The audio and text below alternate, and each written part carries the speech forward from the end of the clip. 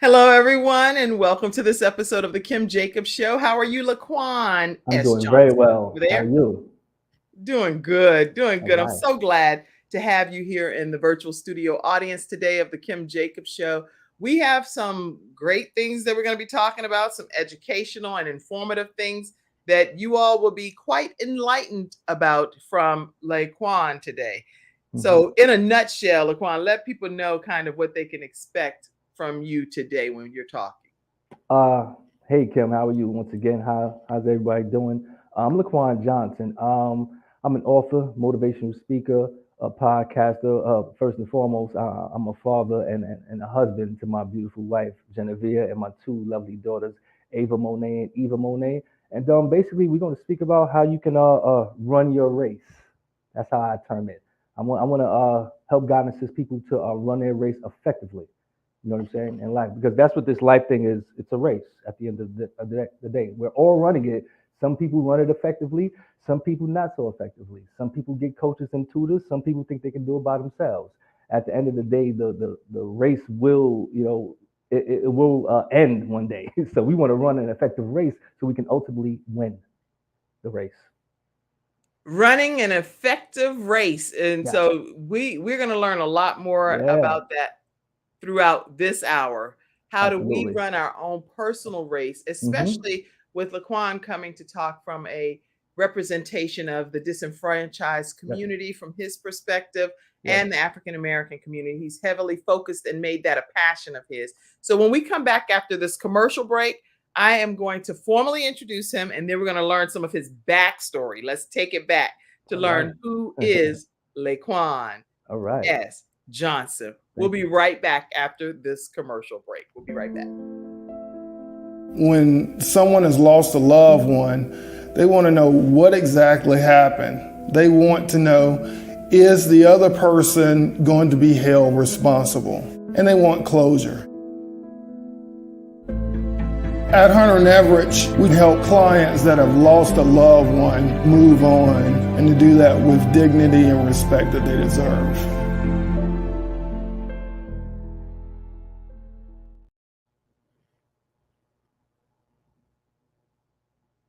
We're back and we're talking with Laquan S. Johnson. I want to give a formal introduction. He is an author of 3, soon to be 4, motivational manuscripts, creator of Motivational Motives, Quan John the podcast.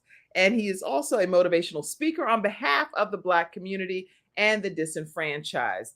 And personally, we're excited about having him here on the Kim Jacobs Show because he has a desire and a knack to help guide, and assist those through all different walks of life through their willingness to defy any kind of propaganda and things that have been placed on them as individuals. Mhm. This is something that Laquan is passionate about doing to help people be able to get through what we call this thing called life. So I am so happy to hear you came by the studio today. Thank you. And I think we have something in common, Laquan, Yes. just so we get started right there. I'm from Newport News, Yep. Virginia. Yep. And you're where? I'm in Hampton, Virginia, and that's they're brothers and sisters. Newport That's News right. and Hampton, That's right. Virginia. Yeah. And you said you're located at a university there, Yeah. right? I actually am employed by Hampton University, and you And actually, I went to the Upward Bound program yeah. at Hampton University when I was in my younger years. Actually, Laquan, the funny thing is, and back in the day, I was like a Uh-huh. senior or whatever, and I Uh-huh. acted like I was in college at that time. hmm So I would act like I was a freshman walking on the campus and stuff until some of the older guys tried to talk to me for real. I was like, wait, I'm in high school for real. For real. I'm in high school. Just I joking. mean, they had good taste, Kim. Come on now. You know what I'm saying? So Good taste. so I had to be truthful and say I'm not really a student here. They were like, "Well, Right. what classes are you taking?" And I'm like, Right. Right. "I cannot keep this going because I'm in high school." But I Right. love Hampton University. Shout out to Hampton University, and I love the Upward Bound program because it kind of falls in line with what you're saying. It It gives young does. people a chance to have an upward philosophy in life. It does. It does. I mean, as Kim alluded to, I work for the TRIO program and specifically Educational Talent Search, and it falls under Upward Brown, and the Educational Talent Search falls under that TRIO umbrella. You know what I'm saying? So, Yeah. and that's what we do here. We help guide and assist these students to help them prepare for college, help them to think about life after high school. Because, like I That's tell my students, there is a life after high school, and I know you think you have it all figured out now, right. but you're young for this amount of years, but you're older for this amount of years. You know what I'm saying? Right. So we want to help guide and assist you with this journey and this race. You know what I'm saying? I'm going to help you run your race effectively so you can get your breathing methods in line. You can drink enough water. You can compete with yourself because that's the only person you're competing with, That's thyself. right. That's right. That's Yeah. good. So when you became interested in being the person that's an advocate for this particular population, take us back on your Wow. own journey and tell us where it kind of began for you and where you like this is what I have to make as my life's mission. So you Well, tell us about you. you know what I'm saying? That's a very interesting question. I mean, I'm an only child by, parents of Steve and Wileyette. You know what I'm saying? I'm a native New Yorker. Actually, me and my wife and my children, we actually just moved down here about a year and a half ago, and we brought our first house here. You know what I'm saying? And yeah, it's like I grew up in the urban area. You know what I'm saying, Kim? Oh, I know what you're saying. I grew up in the projects. I grew up, and I tell people that haven't grown up in the projects. I say, imagine this. Imagine a 16th floor building, right, and 8 apartments on each floor, and you Right. have 5 to 10 people in each apartment. You know how many people and how many personalities that is that you have to absorb and adapt to? That's what we had to do growing up in the projects. I lived in the 16th floor building. We lived in the 12th floor, and in my day, I wouldn't say it wasn't a lot of violence, but like I said, just habitating with other personalities and trying to become your own individual. That's the struggle for any teenager. You know what I'm saying? Absolutely. I mean, lo and behold, my parents actually, they've, I mean, I can't say enough about my parents, man. You know what I'm saying? I would not be here today. I mean, literally or physically or Right. figuratively, if it had Right, not been for right. them. Sorry about that. They actually, they put me through private school, and I'm not saying my parents had, $100,000 salary jobs, but they had nice jobs. But I'm saying, wow, how did they keep this private school, thing going? I mean, Yeah. from first to 12th grade. It's a lot of That's commendable. That's to be commendable. commended. You know what I'm saying? So they invested a lot in me. Mhm. So it's my honor to even do what I'm doing, for them, let That's alone the world. You know what I'm saying? I have to give back. So as I said, I was in private school, and I always had bad vision, Kim. My vision was always bad, but when I was in school, I was able to play basketball, things of that nature, and I was always able to see the board. So when I got to be about a junior in high school, one day I was playing basketball in the gym, hmm, and my glasses fell off and they broke. Right? All okay. right, we're gonna go to get some new glasses, right? Right. So the next day, my father he took me to the regular eye doctor that you would go to like in the mall. He took Right. me there, and the doctor said, "Hey, there's something really wrong with this guy's eyes." And we like, "Yeah, we know they're poor." He said, "No, no, no, no, there's something really, really wrong." So he actually referred us to New York Eye and Ear, that's in New York City, so I can see a specialist. So I did. Okay. Seen a specialist, and the guy by the name of Dr. Speaker, I actually still remember his name, and I was diagnosed with something called Stargardt's disease. It's Hmm. a genetic eye disorder. Not many people on the planet have it. I mean, I would say it's probably like maybe 200,000 people on the planet Right. that have it. So it's very, very rare. So basically, it's a genetic eye disorder that both your mother and father they carry the gene. Now, my parents they have 20/20 vision. You know what I'm saying? But they Right. carry the gene, the genetic defect, if you will, and it's a 25% chance that one of their children will have it. I'm an only child, so I was the Wow. lucky one. I was, Wow. It says the prevalence of Stargardt macular immaculate. degeneration is 1 in 8,000 One in to eight 10. thousand. That's like wow, very That's rare. very rare, and it's actually a blessing to me. But we'll get into that very later.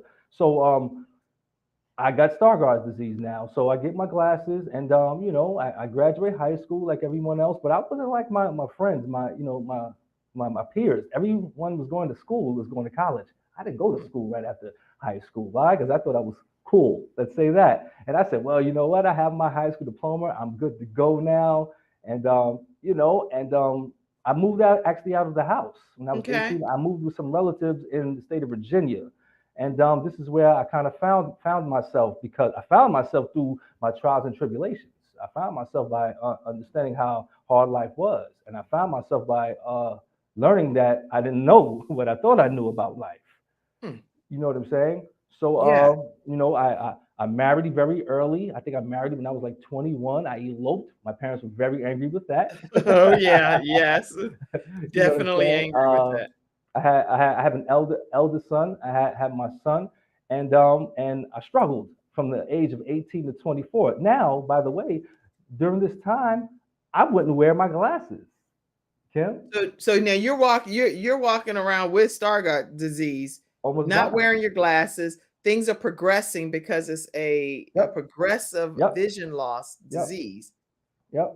But you didn't realize that it was that significant in your life, is the I did point. not. I did Hmm. not. And Okay. so I walked around without my glasses because I wanted to fit in with the status quo. I wanted to fit in Mm. with the Joneses, which like most teenagers do. And that's what I try to preach and teach to my students every day. There's no one else on the planet like you. So for you to try to fit in is like just absurd. It's not necessary. Just Not be the best necessary. you that God created you to be, and that's fine. Exactly. Yeah. So I stumbled across a woman when I was in the state of Virginia by the name of Vicki Chapman. She worked Okay. for the it's called the Commission for the Blind and Visually Handicapped. And this woman, I mean, if she's watching right now, Vicki, I bless you, because I was diagnosed with Stargardt's. So Stargardt's basically means you are legally blind. I'm legally blind. I cannot drive a car because my central vision it has deteriorated. So basically, Mm. that's what it is. Your retina is scarred up Right. I actually, yeah, this on is the interesting. inside. You Uh, know how some people can have LASIK surgery and correct it on the outside? Right. Uh-huh. Stargardt's is the opposite. It's on the inside. It can't be repaired. Okay, so Okay. I'm legally blind at this time, and I'm in the state of Virginia, not knowing how poor my eyes are, and I try to go get a driver's license, Kim. And what happened? Well, let me So put this image up. I want to put this image up right quick. yeah, So, because that's like a visual of what's yep, happening with yep, Stargardt yep. disease. It's a scar. That's exactly. It's like getting a cut that can't be healed. That's And basically so, what it so is. you only got diagnosed with this particular disease because of what happened when you lost your glasses at that Right, time. Other than right. that, you would have never even known. I would have never known. Wow. Never known. So yeah, so I tried to get a driver's license one Mm. day, and I go to get my permit, and I actually passed the permit test. So I go to the or the counter to take my picture, and you have to put your eye, you have to do the eye test, Right, right? Do right. the thing. So I couldn't see anything, honestly, anything. Okay. So when I told the woman, hey, I can't see anything, she looked at me like I was joking, and she checked off pass and gave me my driver's license. And I'm gonna tell you why that's so significant too. She gave me my driver's license. I didn't have a car. I was living with my aunt and uncle. They didn't let me drive, thankfully. You know what I'm Right. saying? So lo and behold, I met a cousin that I never knew was my cousin. He was actually from New York. He had moved down there, but we were on opposite sides of how can I say, we didn't have the same type of train of thought when it came to people, when it came to life, but we came in contact because we were blood relatives, and Of course. we befriended one another. You know what I'm saying? As fate would have it, we were actually dating sisters, and we didn't know it. Wow. So, and that sister actually became my ex-wife and my son's mother. You know what I'm saying? So Wow. we were dating sisters and we didn't know it. So now we're like, oh wow, this is fate. We're dating sisters. We're together. We're cool. So we would hang out, all four of us together. And this is in my younger days when I drank a lot. I smoked marijuana, things of this nature. You know what I'm saying? Doing what kids do. And so this one particular evening, But not all uh, kids, but I'm some. sorry, sorry. So you know what? Thankfully, not all kids. Thank you Right, for right. correcting me, Kim. I appreciate you for that one. You know what I'm saying? So one particular evening, his he called me. He said, "Hey, you want to go out?" I said, "Yeah, let's go out." He said, "Let's go to my friend's house." So I went to his friend's house, and the friend was like, "Well, I got a girlfriend that works in Subway, and we can get some free food." So we didn't have much money, so we went there. And most kids might take advantage of you Yeah, got a they said we're friend going there. working at Let's get some free food. Let's do that, right? So, you're like, "You giving me a free sandwich?" you And give me a I free will be sandwich, there at 5 PM. Now, my cousin, he did drive. but he didn't have a license. Okay. Now remember, I have this license in my pocket. Now, 3 months prior to this engagement of us going to Subway, I get a letter from the Commission for the Blind and Visually Handicapped from that woman, Vicky Chapman, Right. stating that, hey, our records show that you have a driver's license and we are revoking it because you are legally blind. But I still carried it for identification purposes. Okay. So as of right now, I have a revoked driver's license. So Revoked driver's license. You're with your cousin who is Yep. dating your ex-wife's sister, sister. Yep. Basically, y'all are at kumbaya. Get ready to go get some kumbaya. free That's what we're food. doing. So we go to the Subway and we come out the Subway and we have been drinking very heavily that day. And it was very dark, as you know, in these rural areas in Virginia and North Carolina. We get on the road and he makes a sharp right turn. So when he makes this right turn, we're actually in the lane of the incoming traffic, right?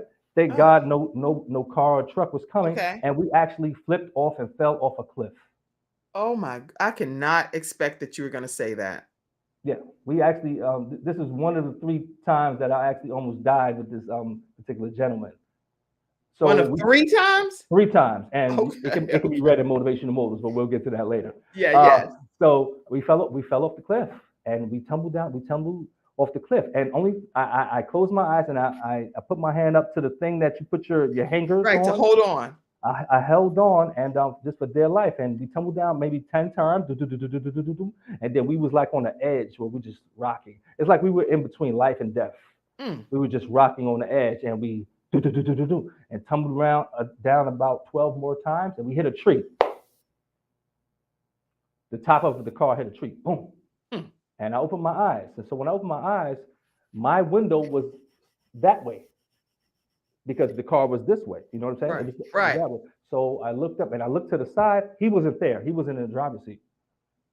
So Where was he? I thought to myself, he must have flown out the window. So me and other 2 guys, well, me and one guy, we got out and we just looked at each other just in the state of shock. And the other guy that was in the back, his foot was wedged between the tree and the car. So we had to rock the car to unwedge his foot. So we're calling my cousin's name. We're calling him. He's not responding. So we thinking, we don't know what's going on. So we climb up this cliff. We climb up the cliff we just fell off of.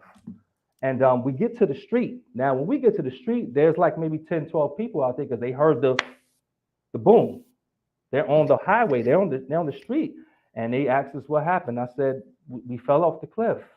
You know what I'm saying? So we just stared at the car. The car is in disarray. If you would have seen the car, you would have automatically assumed that we died.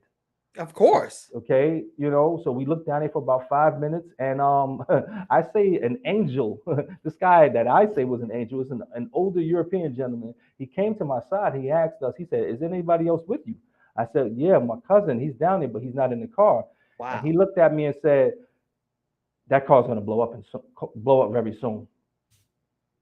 And I didn't think twice. And I went back down there. I actually asked his friends to come back down there with me to find him, and they said no. These are his friends. Yeah, they're like, no, we're good. So I went back down there by myself, blind, by the way, Right. visually impaired. It's dark, total darkness. I went down there, back to the car, and I called his name about 8 times. And I finally hear a muffle, and I'm like, "Where are you?" This guy is actually wedged under his car seat. Now, he's about 6 feet tall, about 175 pounds. How he fit under this car seat, I don't know. Wow. So I go in the car, I pick him up, and at this time, I'm like 145 soaking wet. Right. This is God's will we're talking about right now. Right. God's will. I pick him up out of the car, I pull him out, and when I stand him up on his feet, he asks me these words: "What happened?" He said, "What happened?" And I say, and I'm going to get to the point that I'm making, because I say we fell off this cliff, man. So I pull him up the cliff, and I pull him up to the hill. Now, when I get to the street at this point, the cops are there. Okay. Now we have a problem on our hands, Kim. Right, because you all have been drinking. And I have an abundance of marijuana on me too. Oh, that's double strike. Okay. So at this point in time, I get my composure now because I'm like, wow, okay, it's about to happen. Well, It's about to go down. now Seriously. now these are fundamental things that I had to go through in my life to make me rethink and like, what am I Right. doing here? How did I even get in this predicament? You know what I'm saying? So he's going back and forth with one of the cops and all that, and I'm trying to tell him to shut up, just cool out, and I'm talking to one other cop, the older cop. Well, So he first of all, said, y'all are in shock because you just tumbled I'm down a cliff. uh, So everybody's amped up, we're you in know? disarray, but I'm cool at this point because I have to be. Right. And the cop tells me, he says, who was driving? No, he asks him who was driving. And thank God he said me. He said I was, because he has no license. Oh, but you blind and don't your license is revoked. Yeah. Well, But not blind, but legally blind. I'm legally blind. So he says me. And I'm like, wow, I do have the driver's license on me. I said, okay, well, maybe I'm going to get arrested. So the guy, he takes me to the car. We sit in the car and, we're making small talk and he takes my license. He's running it. And I'm trying to basically talk him out of taking me to jail, which he inevitably is going to in 5 minutes, I thought. And he said the words that especially every black man wants to hear from a cop. Hey, you're good. And give me my license back. And I looked at him like, You ought to stop, I swear Laquan. to It's no way. Then you got my head over here this hurting. I'm like, this I'm this entire like, story what? is told in Motivation Motives. It's in a story called The Accident. Okay. And he said, you're good. And I said, am I? And I got out the car. As I get out the car, my cousin was actually getting arrested by the other cop because he was just babbling too much. And they said, this guy's drunk. And they said, well, do you need a ride? I said, no, no, no, I do not need a ride. I will get to where I'm going myself. And I just walked down the highway. And I called my aunt and uncle. They came and got me. So lo and behold, two other occasions happened similar to this where we almost actually, it was near fatal deaths happened. And after the third time, I said something got to give because God is trying to tell me something. Big God time. is It trying- wasn't with the same people, was it, each It was time? with him, the same guy. Oh my But gosh. It's just like, okay. when you're younger, you don't listen. Mm. You don't listen to reason. You don't listen to God's will. You think your will is stronger than God's will, and it never is. So when we come back after this Yeah. commercial break, I want to hear Yeah. what was it that finally Yeah. made you wake up Yeah.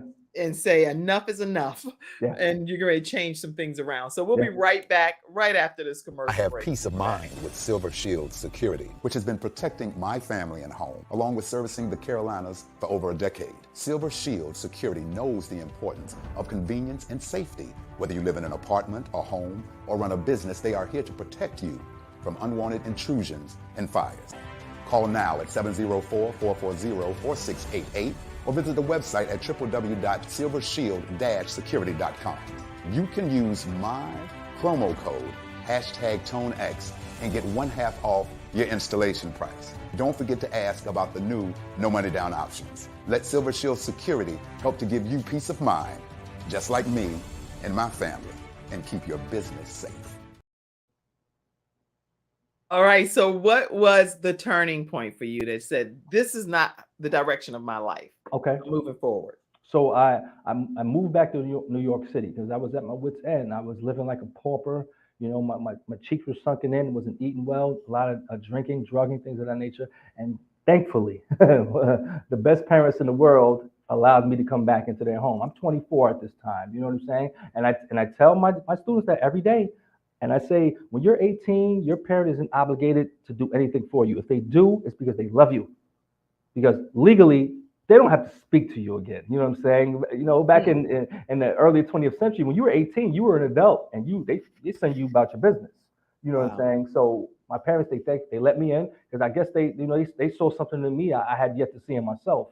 That's right. And I still engaged in the things, the drinking, the drugging. And one particular evening, I went out to get something to smoke on before my basketball game come on, and I ran into the neighborhood drug dealer, so to speak, and I went to get something from him, and he says, well, just wait a minute because the cops, they're down the block, and I'm trying to, when they leave, we can do what we need to do, our transaction, right? And I say, my naive self, I said, okay. I waited for him for about 5 minutes, and then I went back into the store with him to make the transaction, And when I made the transaction, I turned around, a badge was in my face.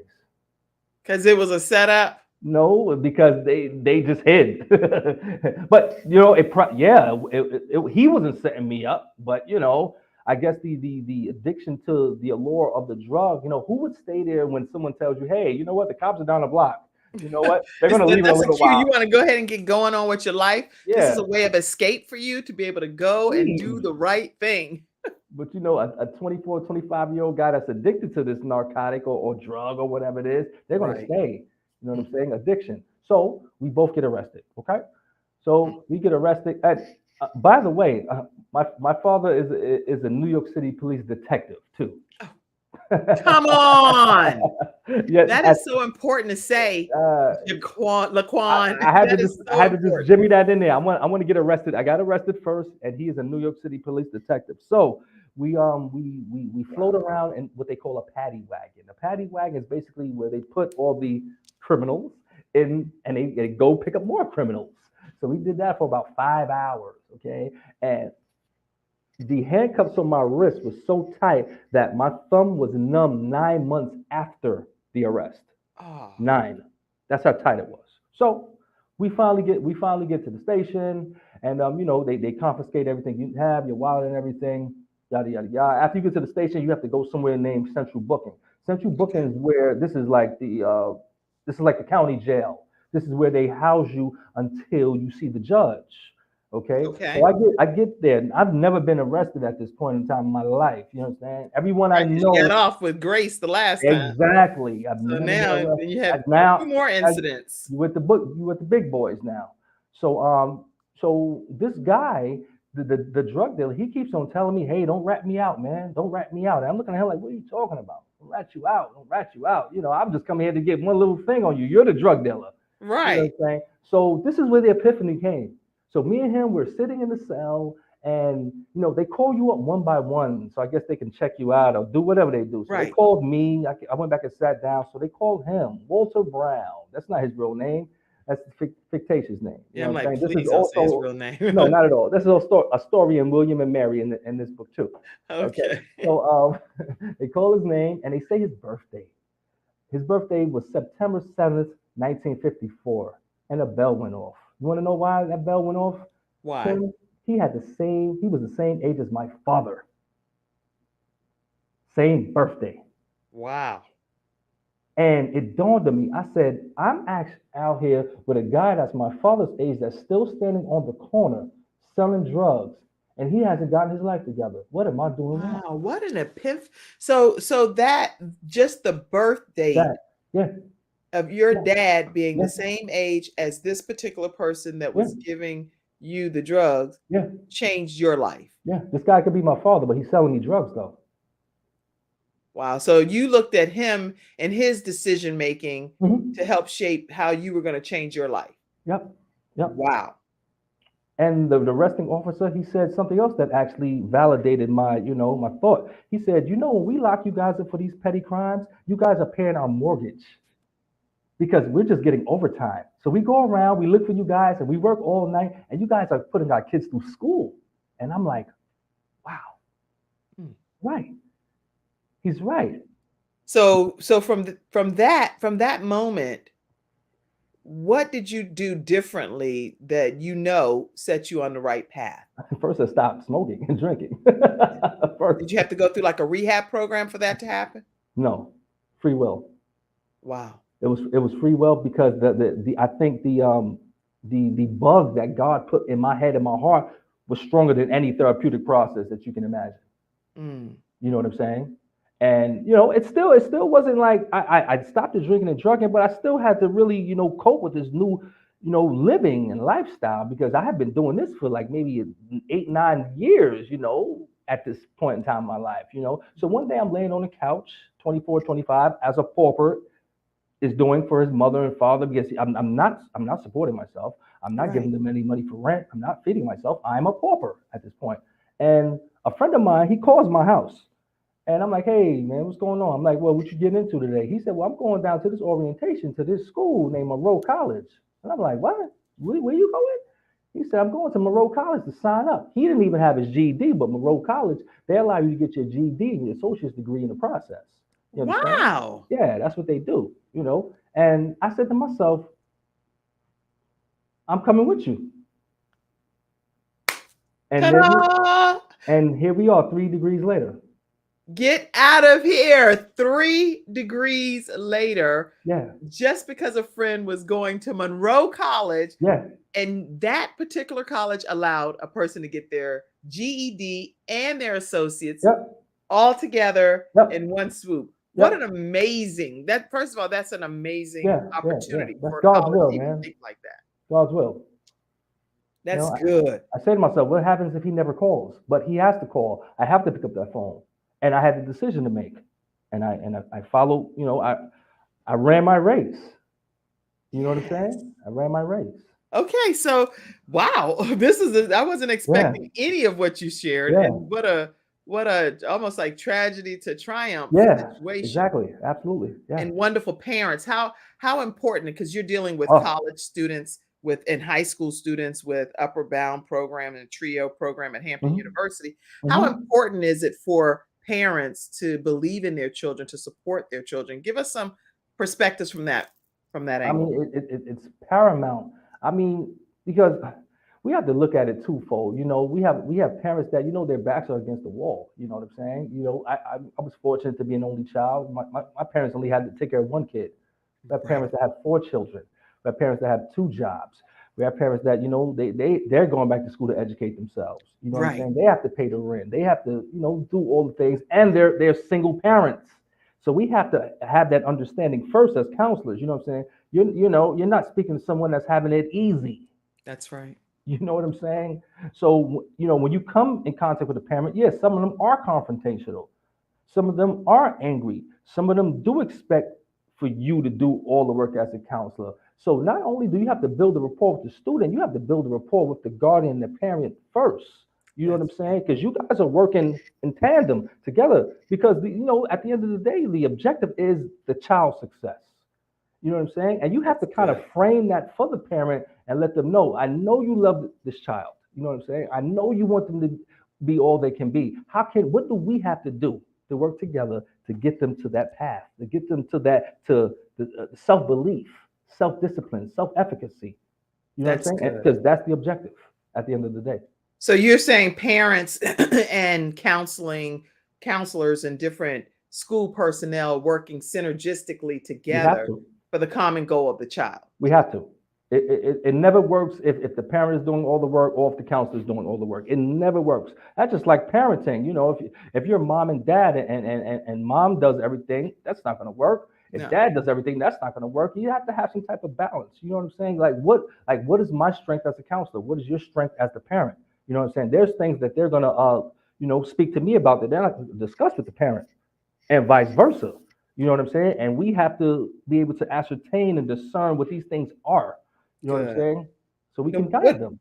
what about like, because you're specifically representing the Right, disenfranchised and Black community? right, There are, because I'm Black, I'm African American right, Black woman, right, so I can definitely speak from my own childhood and growing up and seeing what I've seen throughout my journey in life. right. There are times when some people are just down and out, and they're not motivated to even look at college as an option, or to Right. look at the other side of what Good it could look question. like for them. What advice do you give parents of those types of children that are experiencing hopelessness? And Well, they don't need to be hopeless, but because of maybe some of the things and experiences they've gone through, they are. there's a few things. First, I give them our history of the history of the educational system. You know what I'm saying? I'm 45 years old, so when things took a turn for the worse, I would say I wasn't even born yet. But in the early 70s, we had all the vocational trades in the schools, in the high schools. You can learn how to be the plumber in the high school. You can learn how to be the contractor in the high school. You That's can good. learn how to be the administrative assistant in the high school. And they did away with that. So Right. now that you do away with that, what does the high school student have to do if they do want to go to college? They have to go to college and take out these loans. What does Yes. the loans do? Thank you, Tiffany Nicole. Right? Yeah. So I let them know that 50 years ago, it wasn't like how it is now. Saying now we have to we have to go outside to get our trades and training. I say all I have to say is you're right. College isn't for everyone. You know what I mean? So when I approach my students, I don't say, hey, I'm going to teach you how to prepare for college. No, no, no, no. I ask them, hey, what did you like to do when you were 9 and 10 years old? Yes. You know why I Okay. asked them that, Kim? Because when we were 9 and 10 years old, when I was 9 and 10, I was the Laquan Johnson that I know I am here and here. Now we kind of we get watered down by society. We get watered down by our own self-doubt. You know what I'm saying? We're not our authentic selves as adults. But if you can tap back into that little Laquan Johnson and say, hey, when I was 9 and 10, I just loved to creatively write. You know what I'm saying? That's what I love to do. You know what I mean? So the worst thing is for a student to get a major and major in, I don't know, let's say accounting, but she really wants to be an actress. You know how miserable she is? She's probably making $100,000 as an accountant, which is very good money, but she's very miserable because she wants to utilize her creativity on stage. That's right. That's right.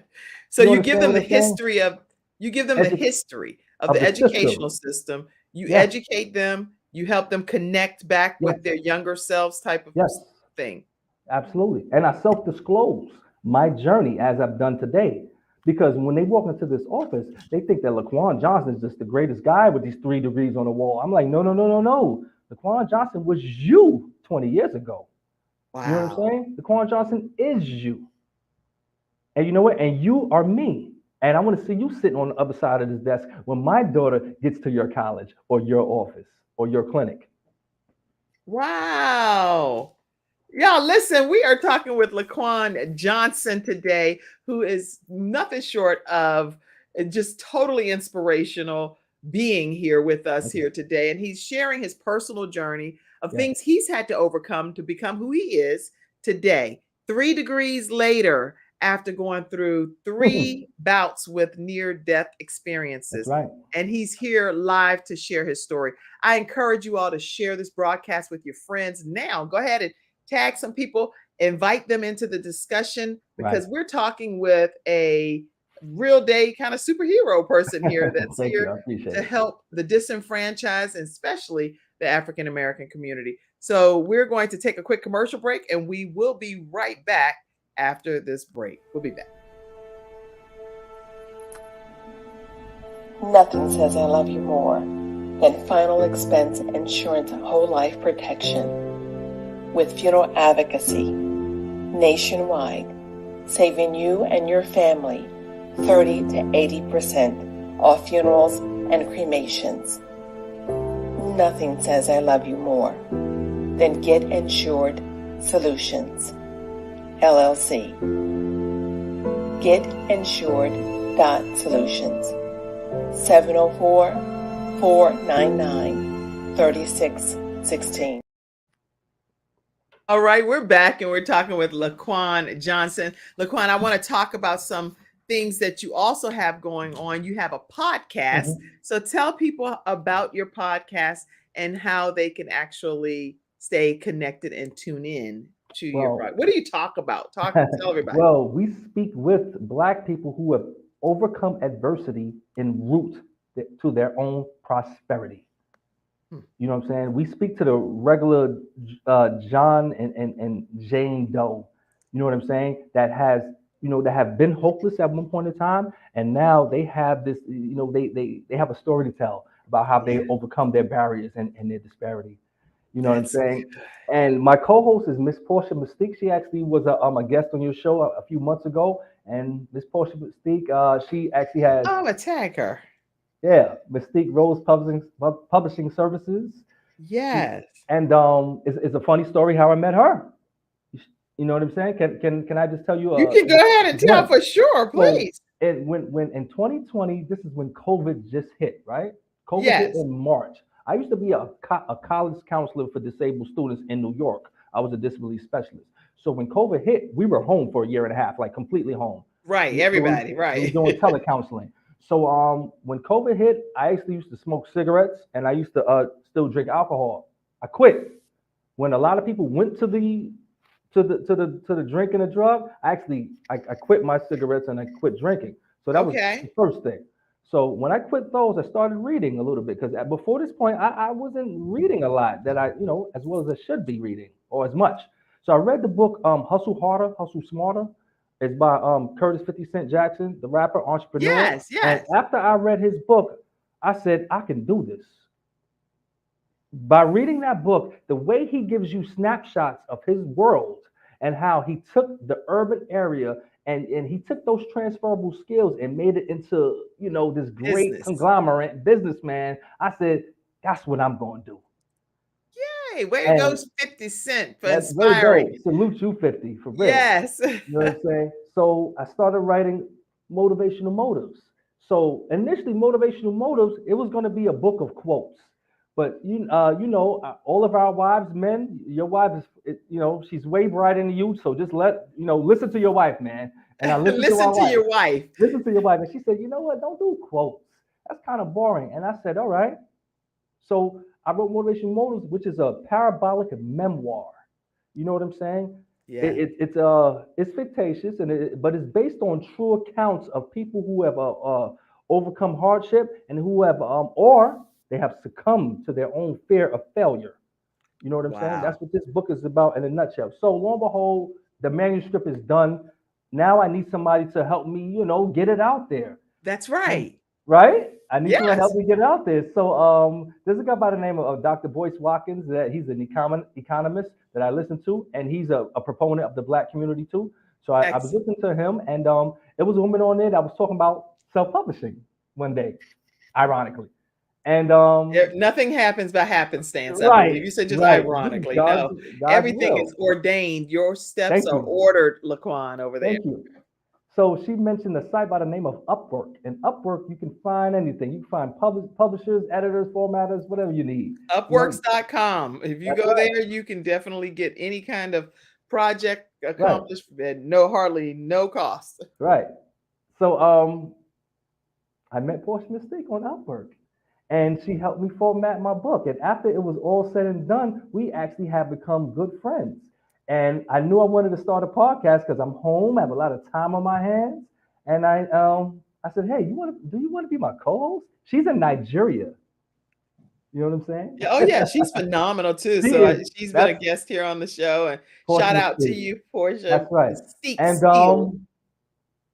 we put it together. We put our ideas together, and she had the same understanding and type of drive to empower and inspire people that that look like us. And she had her fair share of things, that shortcomings in life, and I did too. And we put those energies together, and we made magic. Wow. Motivation Motives, Quan John on YouTube, and it almost brings a tear to my eye because it makes me think about. You want to know something? The day Motivation Motives came out, it came out September 23rd. My wife, my lovely wife, was actually diagnosed with stage 4 cancer. And this was another thing that God was putting in my face. The crossroad. He said, "What you gonna do? She's diagnosed with cancer. You got your book out now. Are you gonna stop writing? Are you going to go back to your old destructive behavior? Are you going to pick up those pack of cigarettes? Are you going to pick up that beer bottle? Are you going to do that?" He was asking me. And I said, no. And I wrote, that's when I wrote Habitual Habitat. And I wrote Generational Ignorance. Lo and behold, my wife is actually cancer-free right now by the grace of God. Woo-hoo! She's cancer-free. And I really think that, that was a monumental decision in life, because 9 times out of 10, when we get faced with these uncontrollable circumstances, we destruct, man. We give up, or it's not even that we just destruct from outside. Sometimes we do it to ourselves, and it didn't have to happen that way. Right. So, lo and behold, here we are today. And like I said, so on Motivation Motives, we talk to people who have overcome their own fair share of adversity and route to their own prosperity. You know what I'm saying? And we got 2 seasons on YouTube, and it's a great thing, man. The stories that we hear, and we listen to people that we like, wow, how you think my story was crazy? I hear stories like, How are you sitting here today with a smile on your face? Right. How are you doing it? And God's will, man. Yeah. People When you can't will be in right? awe When you of can't how answer it, it's God's will. it's only God's word, his will, and his ability to be able to get you through to the other side. Right, And you've done that masterfully. So I'm right, so glad you're here. right. What's the takeaway that you want? Let's go back to Sure. motivational motives. Right, right. So, what is the takeaway that you want readers to walk away with from motivational motives? Motivational motives basically it teaches those how to run their race. Remember, we spoke about that early on in the program. Yes. I want you to envision this, Kim. I want all the viewers to envision this. Let's say you're running a race, right? You're running your race. You're in second place now. There's someone in front of you and someone in back of you. Okay? Yes. 3-man race. You're running, You right? put a little bit of music behind you because All right, you're running. paint All the right, picture. you're running your race. Now, should you keep on looking over your shoulder to see if that person in third place, if they're gaining on you, that person in first place is going to leave you, inevitably, okay? You're That's still right. running your race. You're running your race now. If you concentrate too much on that person in first place to try to gain them to get to where they are, that person in third place is going to pass you, okay? Because you're concentrating too much on them. However, if you concentrate on the here and now and concentrate on your breathing, you know what I'm saying, and focus on thyself, inevitably what's going to happen, you're going to leave that person in third place in the dust and you're going to pass that person in first place. You know who that person in third place is, Kim? That's you. That's who you used to be. That's your shortcomings. That's all your failures in life. You know who that person in first place is? That's also you. That's who you know who you can be up here. That's your future expectations of life. Okay? Right. So this motivational motives book, it teaches, it preaches how we all run this race in life. You know what I'm saying? But we all have to go at our own speed. You know what I'm saying? And the plan is to leave those shortcomings and all those failures and all that defeat behind you. The only way you can leave it behind you is if you live today on January 24th, 2023. If you do that, you're going to pass your own expectations of yourself and ultimately win the race. Well, go ahead and preach, Laquan. You sure you're not also called to some other calling outside? You know, if you tap me on my shoulder, I'm going, you know. You're going to go do what you got to do, right? Show up. I got to do. Yep. Well, tell us also the takeaway for the book, this other book that I want you to reference here, which is Habitual Habitat, an Urban Sermon. Habitual Habitat, the objective of this book is basically to ask yourself, once you ask the question, what things in life work and what things in your life do not work? You understand? I'm gonna give you an example. Let's say when you were about 7 or 8 years old. When you were 7 or 8 years old, you know, whatever your mother or guardian or father told you to do, you did it because you had to. That's you know what I'm right. saying? Because they housed you, they fed you, and they love you. You know what I'm saying? Your mother could have said to you when you were 8 years old, you know what? I want you to bake a cake on Tuesday at 2 p.m. for the rest of your life. And at that age, you said, yes, mommy, that's what I'm going to do. Here's the cake. Here's the cake. Now you're 25 years old, still baking a cake on Tuesday at 2 p.m. So now you got things to do on Tuesdays at 2 p.m. Now you have a fundamental decision to make in your life. Am I going to follow the status quo of that habit? Because that's all it is a habit.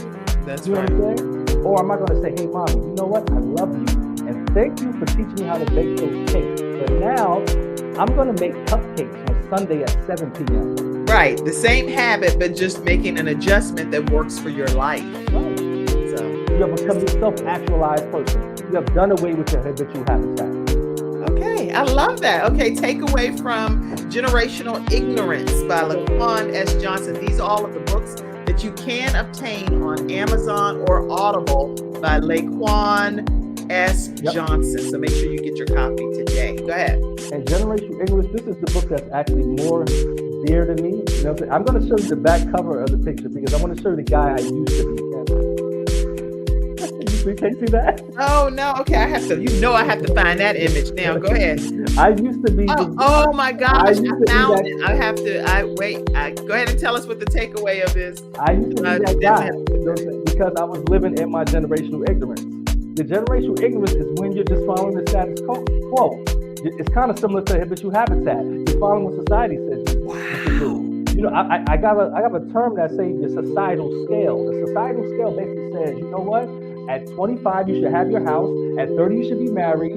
At 40, you should be whatever. And we need these are imaginary scales that no one actually created, and we're abiding by it. We're abiding by the generational ignorances that we hear or we see, whether it be from the radio, whether it be from our peers, whether it be from our own parents. So as an adult, it is your duty to do away with your generational ignorances. Just because you tell someone you love, hey, I'm not going to do it that way anymore, I'm going to live this way. This is not telling them that you don't love them. This is telling them that you're a full-fledged adult that's going to abide by your own rules. Okay? Well, good. Okay, so 3 different books that you can go and get on Amazon or Audible, and make sure you look up author Laquan S. Johnson. I also want to make sure you all know that scrolling below are ways for you to support and invest in the Kim Jacobs Show. When you help the Kim Jacobs Show, you're helping us be able to help a lot of other situations and circumstances. So continue to pour into the program. You can do that. We stream here Monday through Friday at 11 o'clock p.m. Eastern Standard Time. And our contributions are from community members like yourself. So that's what's scrolling throughout the entire broadcast. You can go to paypal.me/Kim Jacobs Inc. I know a lot of you all are podcast listeners too, so you're not seeing the screen. And Cash App is $ Kim Jacobs Inc. But pour into the program, because we don't charge our guests to come on and be a part of this program. We just provide this to help the community. All right. So I want to take a quick commercial break. Sure. And what I want to make sure I do is give people the opportunity to learn about CTR Media Network. Now, CTR Media Network streams in 68 countries, and they also stream in 350 million households. And the Kim Jacobs Show is now a part of one of those podcasting opportunities. So I just want to thank CTR Media Network for allowing us to be a part of your platform. And I am going to, I had some music playing for you, but I'm going to stop it. And because you were getting into it, you were preaching. We'll be right back, everyone, right after this break, and hear some closing comments from Laquan S. Johnson. CTR Media Network was created for today's podcasters. We provide a safe haven for content creators that are everyday people doing extraordinary things. We have a system of positioning, monetization training, coaching, and support for our podcasters' success. CTR Media Network simply bridges that gap with a level playing field for your dreams to come true cost effectively. Our team provides a premium service and experience for our podcasters to grow. CTR Media Network provides access, support, resources, coaching, and community for our podcasters to win, if you put in the work. We believe that we are living in a unique time which requires you to share your message of hope with millions of people around the world. Remember that the world is never too saturated for you, your voice and message. A platform for positive, impactful media where the content creators are in the driver's seat. Visit our website today by going to www.ctrmedianetwork.com. We're back and we're talking with Laquan S. Johnson. I do want to ask you, what motivates you every day? I needed to know the answer to that because you have your own personal motivational drive. Good question. The people that I wake up around, you know what I mean? The fact that my wife overcame that demon that one day that they're gonna eliminate from the world. The fact that she overcame cancer. The fact that I look at my 10 and my 5-year-old and they have so much potential in life, and I know that they're going to be they're the next generation that's going to they're going to be the shakers in this lifetime, man. The fact that my spirit, I think it's infectious. I think I'm a breath of fresh air, and I try to be that on a daily basis to everyone I come in contact with. So looking into my daughters and my wife's eyes, and knowing how much they need me and how much I need them. You know what I'm saying? That's awesome. Okay, so a few comments came in too. Ken says, Laquan, I am very proud of you on your accomplishments. Thank you. Continue to fly higher. Thank you. Higher, brother. Thank you. Fly higher. Awesome. Thank you. That's the plan. And Portia is on too. She said that story always makes me tear up. Salute you, Portia. Thank you. And she also said Motivational Motives is a truly impactful book. Yes, it is. Thank you. So thank you. Some other comments. Oh, amazing, amazing. I see your comments. Somebody said that they like the way the new platform is shaping up. We have a new template on here. Thank you so much. And thank you all for being in the virtual studio audience, because without you, we obviously wouldn't have a viewer. So we're very glad to have you be here. And you're also able to send stars now to the Kim Jacobs Show on Facebook. I found that out recently too. So send some stars over there. Okay. So Laquan, talk to us and tell us, I know you said what motivates you, but do you have any specific people that are your inspiration in life? My parents. My parents. And I say that because Daddy, I knew you were I know gonna say it's cliche. I know it's cliche, Kim, but as I said, I'm an only child. My parents come from both families of 7. You understand what I'm saying? So I say to myself, think about Christmas time, families of 7. Think about the holidays. Think about, eating at the dinner table. And I didn't have to face any of these obstacles in life. Right. You know what I'm saying? And, I tell people really quickly, when I was a kid, I would hear the word spoiled, and I would have to check people and let them know my parents work for everything they have. And I'm a good student. I'm very respectful, and they give me what I deserve. You understand? And what they feel like I deserve. I don't tell them what I deserve. Right. What they feel like you've earned the right to have. What they, he's a good student. He's respectful. They give me what they feel like I deserve. So whatever I got, it was just good fortune, because by the grace of God, I was blessed with 2 of the greatest parents on the face of this earth. It sounds like it. I'm so honored about your parents, and I'm just really grateful that you've Those are my motivators, and they keep me in line too. Even at 45, they keep you in line. I can tell too. They keep me in line. They don't play. So what's next for Laquan? I mean, I know you have Motivational Motives. You have your manuscripts, 3 of them, and I think you're working on a 4th one. The presence of patriarchy. The presence of patriarchy. I know that's what they call it, iteration. I like iterations. Basically, it's about fatherhood and the effects of fatherhood. And I say most of the time we hear about how fatherless children they're affected adversely, but I would argue that sometimes not having that father in the environment is a good thing for the child, because that particular father is only going to instill negativity, and hardship. You know what I'm saying, into the child. And I've met a lot of children that, because their father weren't around, they were able to blossom and grow into the men that they are today. You know what I'm saying? So we always talk about the hardship and I'm not saying that children should not be fathered by their father. I'm not saying that definitely not saying that. I'm not saying it by any means, but if this is his father and the father can only instill negativity, it's going to be at the discretion of the mother to find this role model, this new role model for the child. It doesn't have to be her mate or her spouse. It could be his teacher. Just finding a male mentor of some sort that can step in, right? Right. So, him not being there is not always a bad thing, because if he's a bad guy, he shouldn't be here. Interesting philosophy. And then, okay, that's a whole different discussion. You would start that right at I'm like, just had to scratch my head and be like, how do I transition from that in-depth discussion that you'll need to come back and talk? Absolutely. And have a panel of men, fathers from different perspectives, because there are some fathers that feel like that, every time I attempt to be around, being treated like about the relationship and with that we may have had versus me being able to focus on my children. And now you've opened up a whole different can of worms, because every time I try to come and spend time with my child, you're trying to, blah, blah, blah, blah, blah, blah, blah, blah. So I don't know. And I speak about the shortcomings of the father and what they have to face in the position they're in as fathers, which actually makes them, self-defeated. That would be a good discussion. So definitely, absolutely, feel free to spearhead the project of having the discussion when that book comes out. Maybe having some for the patriarch perspective and some against it, and we'll come up with a panel discussion about it. That'd be hot. That'd be dope. That would be real tight.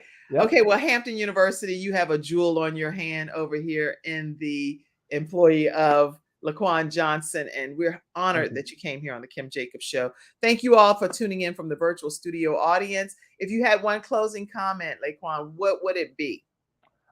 Create a mantra in life.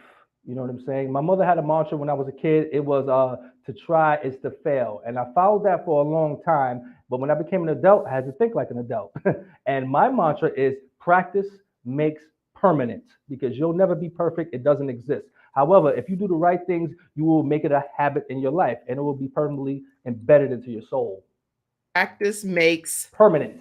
permanent. Somebody type that. Practice makes permanent. Let me get my glasses. Permanent. I'm gonna misspell it for sure. Yeah.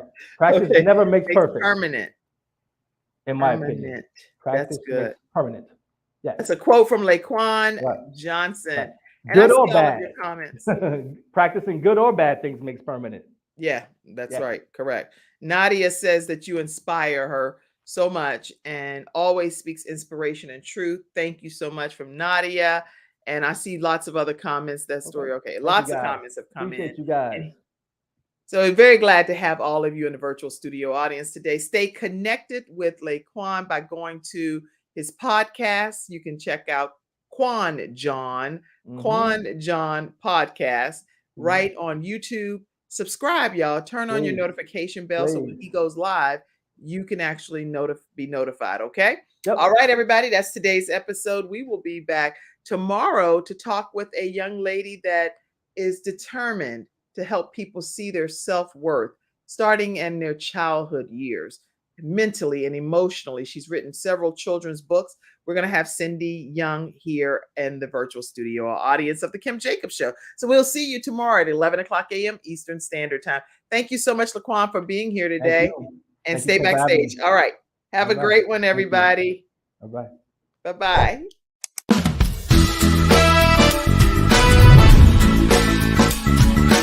Hello, everyone. I'm Kim Jacobs, host of the Kim Jacobs Show, where we're bringing balance to the world, one household at a time.